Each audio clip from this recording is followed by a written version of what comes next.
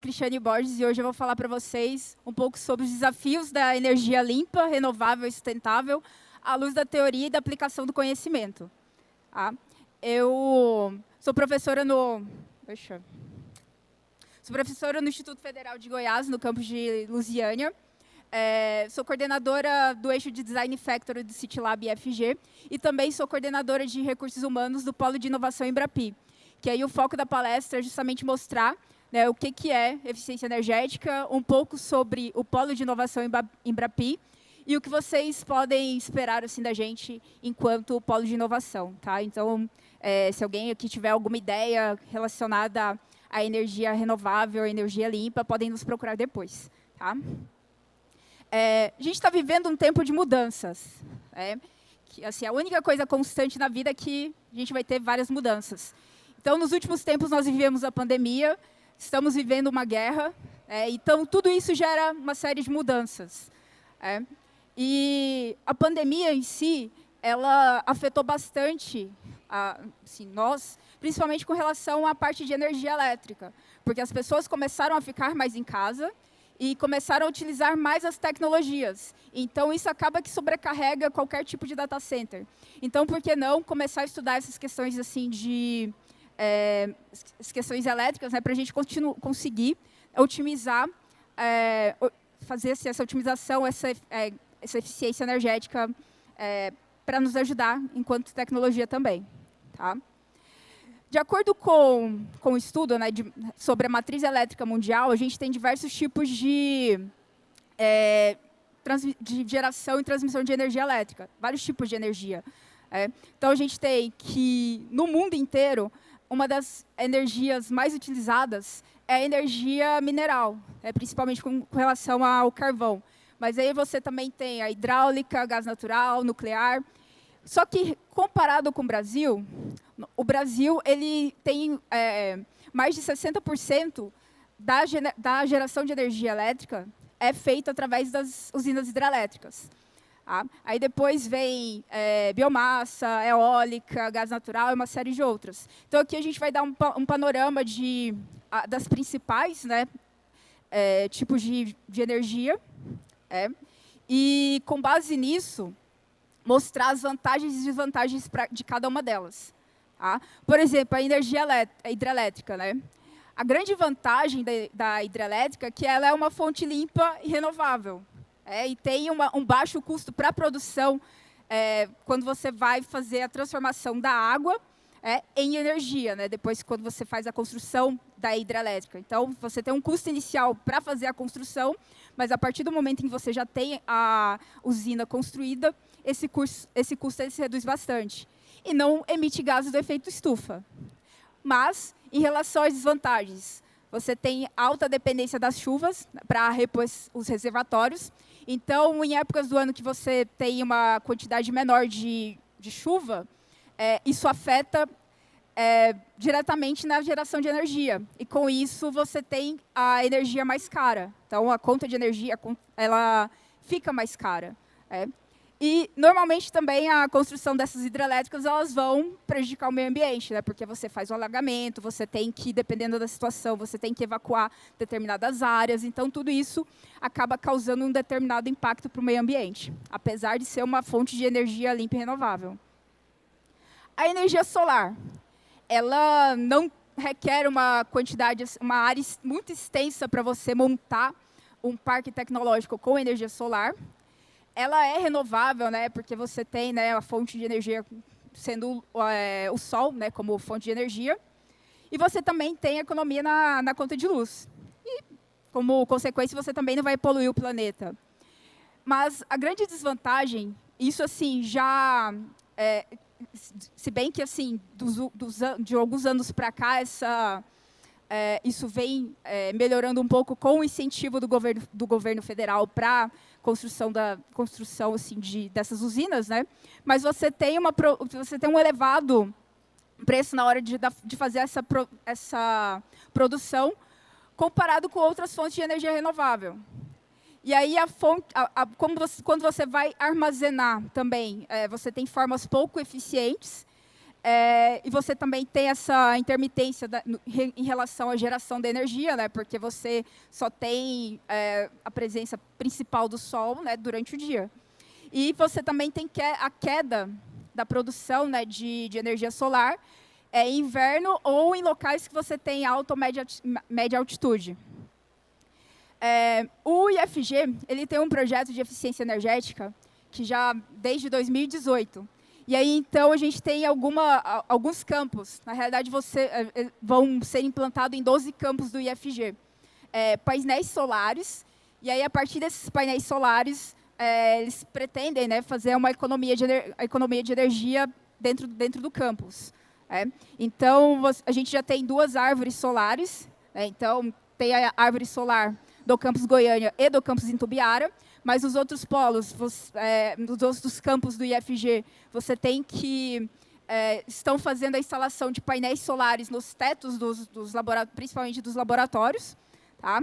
E sim, tá em fase de implantação, tá? Então e além disso, né, assim, além da gente ter essa economia de energia, essa utilização da energia solar ela também vai contribuir para a redução de emissão de gás carbônico. Tá? Então, o IFG ele já tem essa parceria com a Enel já há algum tempo e a gente está montando, né, esses painéis solares em 12 campos. A energia eólica, que assim, a energia, né, que vem do vento, é uma energia limpa, porque não vai ematir poluente na atmosfera. É uma fonte também inesgotável, né, porque assim, você está utilizando o ar para fazer a geração de energia. E também propõe, né, a redução de dependência dos combustíveis fósseis. Como desvantagem, o vento é irregular, você não consegue controlar o vento. Da mesma maneira que você não consegue controlar qualquer outro tipo de coisas relacionadas ao meio ambiente. Né? Você não tem como ficar controlando tudo isso. Então, isso é imprevisível, isso é irregular. Os equipamentos que você utiliza para fazer a construção dessa usina também não é barato. Então, você tem um certo custo inicial para fazer a implantação desse parque tecnológico. E você também tem que ter um grande parque eólico para fazer com que comporte todo esses aerogeradores. Tá? Aí uma outra tecnologia também de geração de energia, que é uma geração de energia limpa, seria a maremotriz. Que é você utilizar a força das marés para gerar energia. Então, não há liberação de gases poluentes, a energia ela não vai depender do clima, ela vai depender só das marés, né? Da alta e baixa da maré. Mas você tem que ter locais muito específicos para colocar os equipamentos para conseguir aproveitar realmente a alta e a baixa da maré para fazer a geração de energia. E o aproveitamento desse tipo de energia, ele fica também assim, bem baixo, em torno de 20%. Então, você tem um alto investimento para fazer a construção das barragens, né, para fazer a construção assim, de toda a tecnologia, gerar assim, a energia, e vai ficar dependendo também dos ciclos das marés. Tá? E para depois, no final, aproveitar só 20%. Tá? Um outro tipo de energia que que também é utilizado no Brasil, já foi mais utilizado, é o de biomassa. A partir da biomassa, você consegue também a redução de emissão de gases poluentes, pode ser gerada a partir de vários materiais, né, materiais orgânicos, tem uma alta capacidade de aproveitamento de resíduos, inclusive o IFG também está com alguns projetos relacionados à energia com biomassa, e é fácil de converter e transportar, só que você tem uma dificuldade depois no armazenamento da biomassa sólida. Tá? Então, isso seria uma desvantagem para a energia de biomassa. Outras desvantagens, você está contribuindo também para a formação de chuva ácida, o poder calorífico desse tipo de energia é menor que as outras, e você também tem, atualmente, um custo elevado para a criação desses equipamentos. Tá? Mas vamos fazer aqui um DDD, vamos fazer uma descentralização, descarbonização, porque, assim, quando você fala em termos de energia elétrica, de energia, assim, fonte de energia no geral, até 2050, você tem uma projeção de que a demanda vai crescer em algo de 3,3%. Tá? Isso aí é fonte do Ministério de Minas e Energia. E aí, quando você faz a descentralização, você começa a expandir as matrizes energéticas, você começa a democratizar o processo de produção e comercialização dessa energia. Você faz a descarbonização, porque aí você vai começar a combater essas situações das mudanças climáticas. Né? Você faz a parte de digitalização, porque hoje em dia a tecnologia é um elemento crucial para consolidar todas as soluções. Tá? E aí você começa, então, dentro da eficiência energética, dentro das energias limpas, você começa a acrescentar a tecnologia para desenvolver protótipos, produtos utilizando inteligência artificial, análise preditiva e também internet das coisas, né? Smart grids e blockchain. Quando a gente fala em termos de smart grid, você pensa-se numa eficiência energética no sentido de que você vai interligar diferentes tipos de geração de energia, e a partir daí você consegue depois controlar consumo, controlar como você está fazendo a distribuição da energia, onde você está aplicando. Então, você começa a ter um grid, você começa a ter uma plataforma inteligente. Tá? E aí, os grandes desafios para isso, para você utilizar a energia limpa, fazer com que as fontes de energia renováveis elas sejam eficientes. Você tem o meio ambiente, porque você tem que trabalhar com estratégias para não prejudicar o meio ambiente, levar em consideração a biodiversidade, a eficiência não só energética, mas eficiência da água também, como que você vai trabalhar a emissão de carbono, a parte social, que você tem que também prover uma equidade assim, em relação a oportunizar todos esses tipos de energia para a população em geral, levando em consideração a saúde, a segurança e também os direitos humanos. E a parte de governança, né, que aí leva em consideração também a questão assim, ética dos negócios. Hoje em dia é muito difícil essa questão assim, da energia, porque assim, a gente não tem muitas fontes, a gente não tem muitas empresas concorrentes. Então, a população ela deveria ter a livre escolha de poder utilizar um determinado tipo de energia ou não, e onde eu vou comprar essa energia. Então, teria que ter essa liberdade. Mas isso leva muito em consideração a questão da motivação econômica. Né? Será que é interessante eu abrir para várias possibilidades de energia, de disponibilizar para o consumidor outras fontes de energia? Então, também, uma das motivações carbono, ambiental, social, estilo de vida, status, porque hoje em dia tem muitas famílias que começaram a adotar, principalmente, a energia solar em casa. Então, a energia solar já é algo que é um pouco mais acessível, mas não é uma coisa barata para você implantar energia solar em casa. Né? Você tem um investimento, você tem um custo para isso. Né? E aí, uma outra questão assim, que entra aqui na eficiência energética é que muitos equipamentos, principalmente equipamentos eletroeletrônicos, eles já têm uma obsolência programada. Então, assim, antigamente, quando você comprava um equipamento, esse equipamento ele durava 50 anos. Agora, você compra um eletrodoméstico, aquele eletrodoméstico ele quase dura o prazo da garantia. E aí, então, por isso que o pessoal começa a vender garantia estendida, porque, realmente, você tem lá aquela obsolência programada. Em relação à eficiência energética, a gente tem a eficiência energética na geração.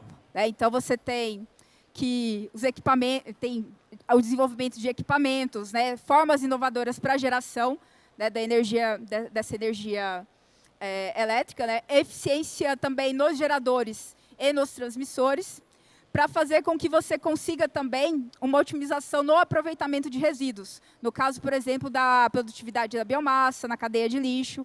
Então, você consegue gerar uma certa eficiência relacionada a isso.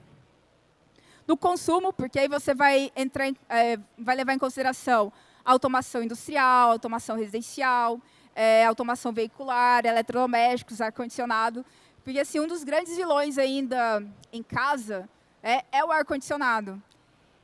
E imagina, todo mundo lá no home office, assim, principalmente em cidades, né, como aqui no Centro-Oeste, né, que a gente sofre muito com calor. É claro que você vai ter que utilizar esses dispositivos. E eles ainda são os grandes vilões assim, da conta de energia. Um outro vilão, chuveiro elétrico. Então, assim, tem vários vilões em casa.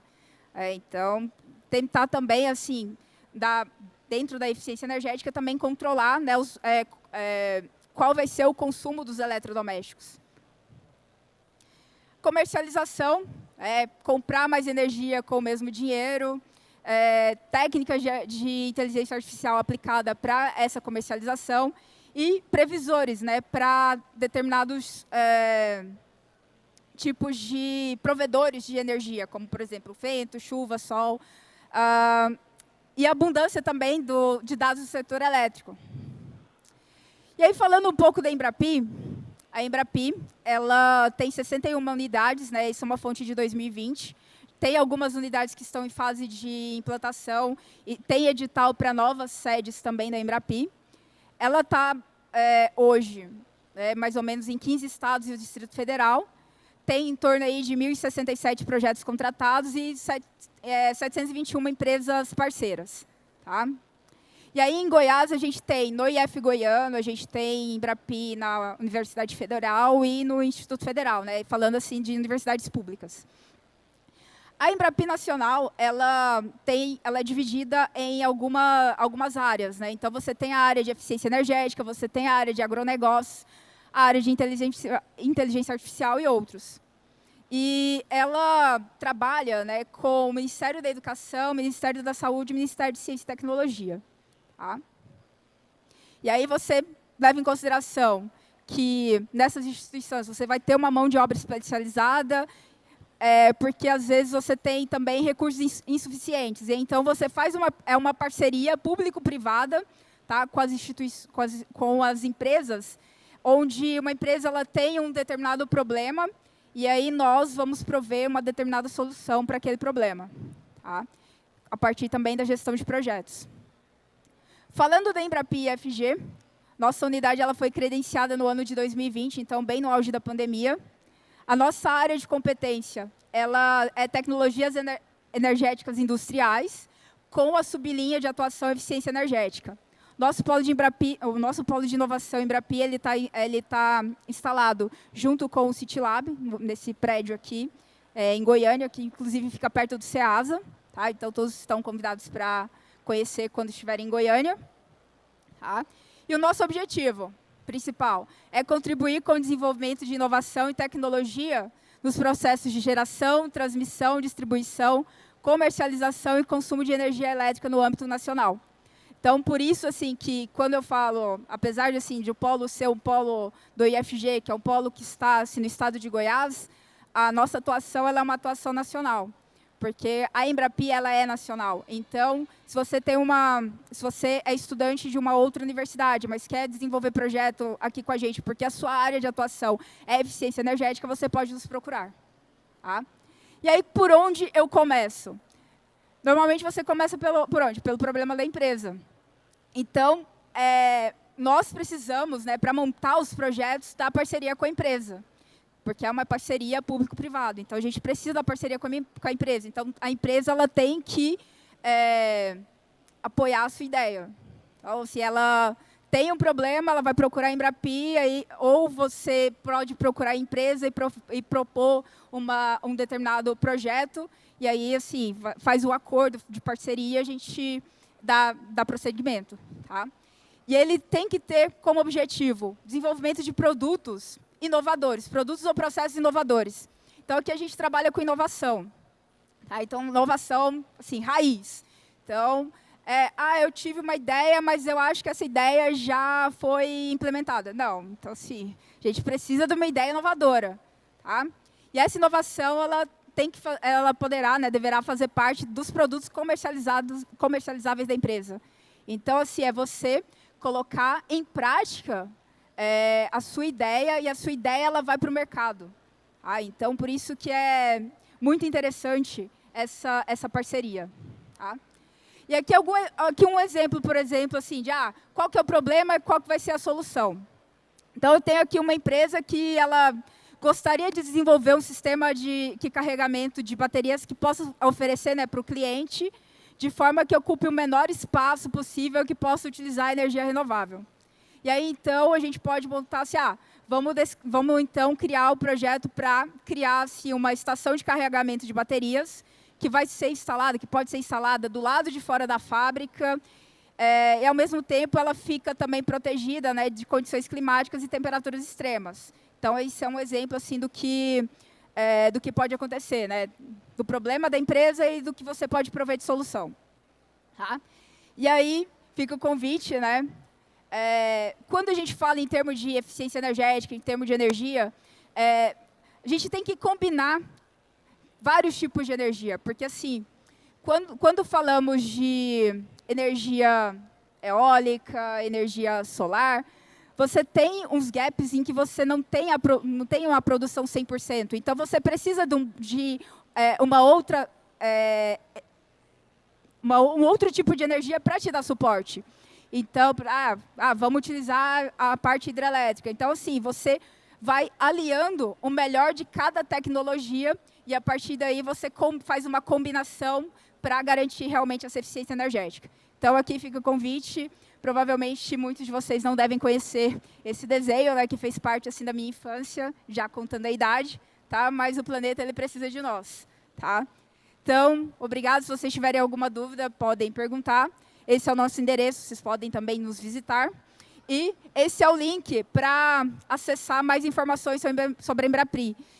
Nós temos um cadastro para banco de talentos, então, se vocês quiserem desenvolver projetos, se vocês têm conhecimento de alguma empresa que trabalha com eficiência energética, com algum tipo relacionado aos nossos princípios, vocês podem nos procurar, que a gente vai ter o maior prazer em atender todos vocês. Tá? Então, é isso. Se alguém tiver alguma pergunta ou não, muito obrigada.